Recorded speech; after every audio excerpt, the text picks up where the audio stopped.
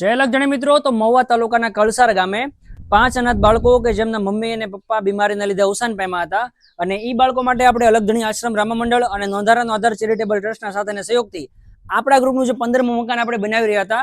બાકી અત્યારે તમે જોઈ શકતા હશો કે મકાનની અંદર પતરા આપણે આજે લગાવી દીધા છે. પતરા આપણે 2 દિવસ પહેલા લગાવવાના હતા, પણ લાઇટ અને વરસાદના કારણે આપણે લગાવી ન શક્યા. બાકી આજે આ મકાન માટે આપણે પતરા લગાવી દીધા છે. આ મકાન માટે આપણે 2 રૂમની વ્યવસ્થા કરી છે. આ પહેલા રૂમની અંદર રૂમ અને રસોડું બે ભેગું આવશે. રસોડું આપણે ઊભું ફિટ કરવાનું છે અને ત્યાર પછી આગળ છે બીજો રૂમ. હવે બીજા રૂમમાં આપણે ફક્ત લિવિંગ રૂમ રાખવાનો છે અને આ 2 રૂમ પ્લસ ઓસરી, ટોયલેટ અને બાથરૂમ હજી આપણે કામ કરવાનું બાકી છે.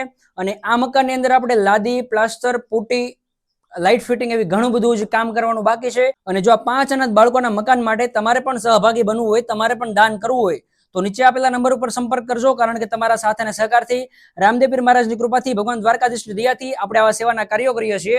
અને આપણા મંડળમાં જે કંઈ પણ દાન આવે, ફૂલની કે ફૂલની પાકડી, એ તમામ રકમ આપણે ગરીબ અને નિરાધાર પરિવારની સેવા માટે વાપરીએ છીએ. માટે સાથ અને સહકાર આપજો.